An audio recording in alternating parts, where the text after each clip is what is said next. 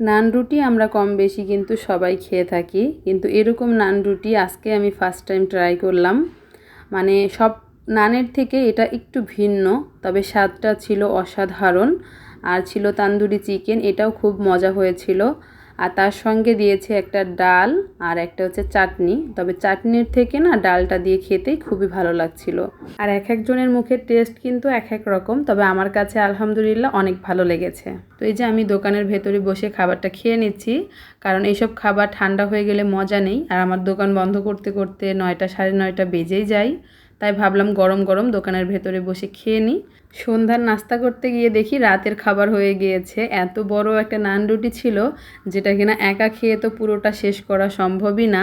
আর এটা হচ্ছে আমাদের দোকানের পাশে একটা ইন্ডিয়ান রেস্টুরেন্ট আছে, সেখান থেকে নিয়ে এসেছে। তো মালয়েশিয়ান ভাষায় যেটাকে বলে হচ্ছে মামা ক্যাডাই। মামা মানে ইন্ডিয়ানদেরকে বোঝায়, আর ক্যাডাই মানে তো দোকান।